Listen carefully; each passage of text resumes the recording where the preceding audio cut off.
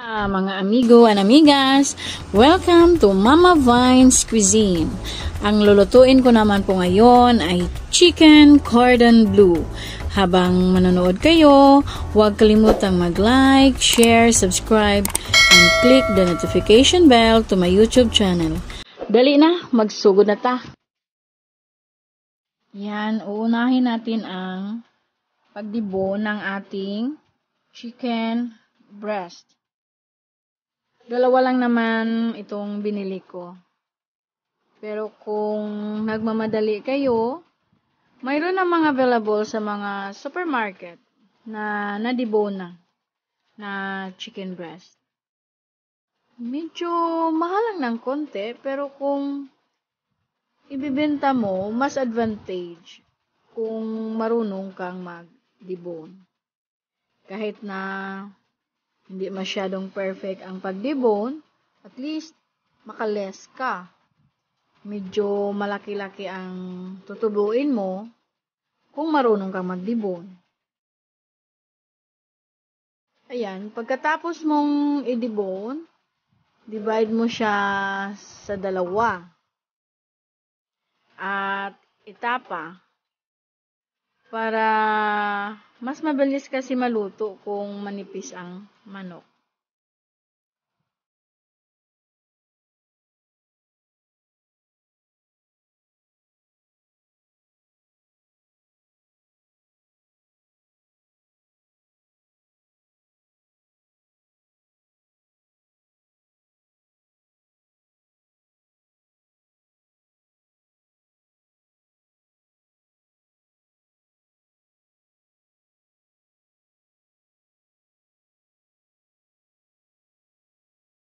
So, ayan na. Natapos natin ang pagdibon at pagtapa. 4 lang naman yan. Ito na yung mga ingredients ng ating chicken cordon bleu. Chicken breast, sweet ham,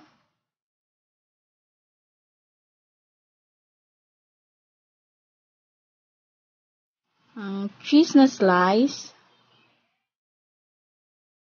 iodized salt, brown sugar,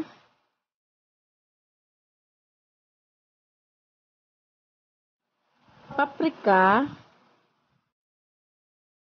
paminta, at saka butter. Yan, proceed na tayo sa pag-roll ng ating chicken cordon bleu.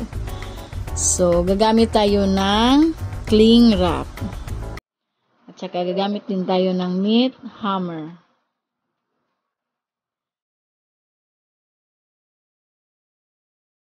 Takpan natin ng cling wrap yung nadibo natin ng karne ng manok. At gamitan natin ng meat hammer. Dikdikin lang natin. Yan. So, tapusin lang din natin yung 4.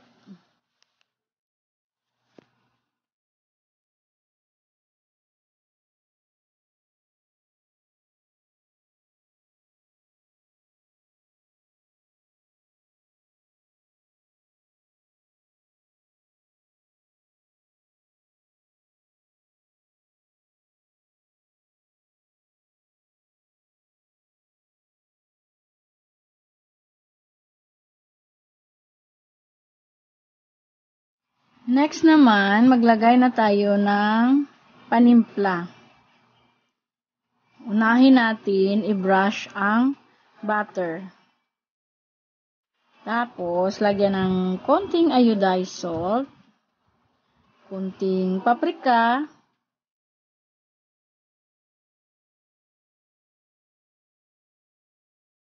konting paminta,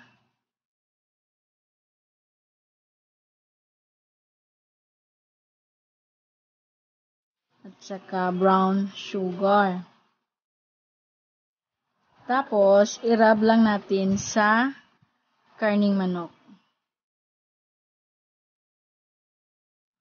Yan, i-rub lang natin yan ng i-rub.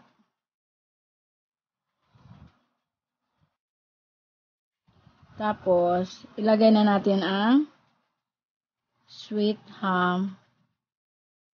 Tapos, ang cheese na slice. Tapos, i-roll lang natin gamit ang cling wrap.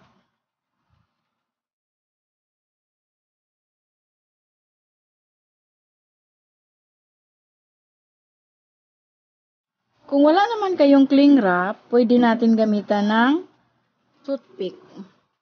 The same procedure lang naman. Lagyan natin ng butter, iodized, paprika, paminta, at brown sugar. Tapos i-roll lang natin. Tusukan natin gamit ang toothpick. Pero para sa akin, nahirapan ako sa toothpick. Mas mabilis kung magamit tayo ng cling wrap. Madali lang kasi balutin. Pagtapos nito, sang ating pagbalot, ilagay muna natin ito sa freezer mga 2 hours para tumigas siya ng konti. Para pagtanggal natin sa cling wrap, hindi siya masira. Kaya mga 2 hours yung paglagay natin sa freezer. Yan, gawa muna tayo ng white sauce kasi maghintay pa tayo ng mga 2 oras bago tayo mag-fry. So, ilagay natin ang 1 tablespoon na butter. Patunawin lang natin. Low fire lang po tayo. Pagtunaw na ang butter, ilagay natin yung 1 tablespoon na flour. 1 tablespoon yung butter din ha. At saka, pag na-mix na, i-add na din natin yung 1/2 cup na evaporated milk. Low fire pa din tayo. At ang pagluto nito dapat hindi masyadong matagal. Lagyan na natin konting iodized salt at konting paminta para sa panimpla. Ayan. Madali lang naman yung white sauce na lulutuin. Ayan, luto na ang ating white sauce. Pagkatapos ng 2 oras, kinuha na natin yung nilagay natin sa freezer. Maglagay lang tayo ng 1 cup na flour, 2 itlog, at saka breadcrumbs para sa coating natin ito. Lagyan lang natin ng konting iodized at konting paminta ang itlog. Ayan.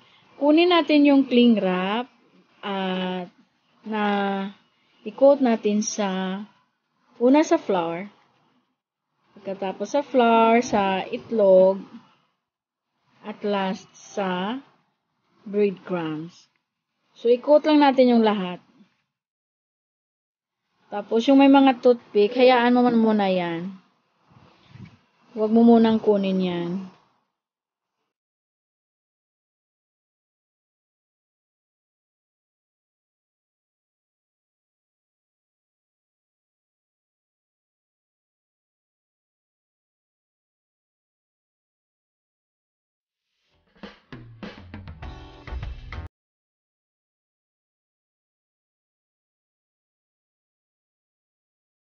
Ayan, tapos na.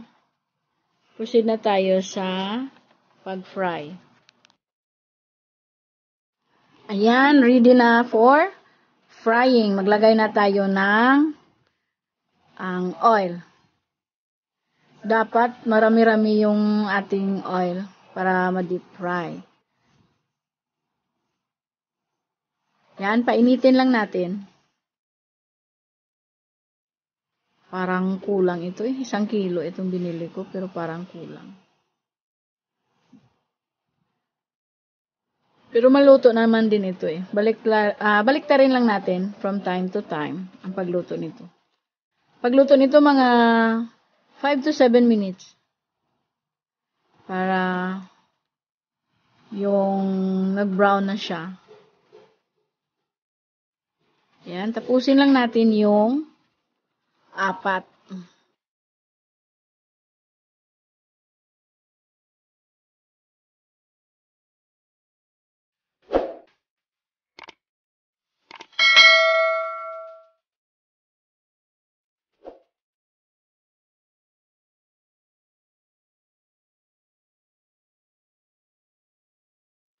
Ayan, luto na. Luto na yung ating chicken cordon bleu. Ayan, naluto na din sa wakas. Kainan time na. Shoutout muna dyan sa mga kapitbahay ko na walang sawang nanonood ng mga videos ko. Especially si Marisa Bahala, mga Bordan family, sa friend ko na si Ginalyn Aurelio, at sa mga friends ko dyan sa DSWD Region 6, at ang kaibigan ko na nasa Canada na si Yuli Autida Budin, at si Chandrina Galdo na nasa Australia. Sa mga suki ko, madamo gid nga salamat sa inyong pagsuporta. Don't forget to like, share, subscribe, and click the notification bell. Abangan ang mga upcoming videos ko. Thank you for watching!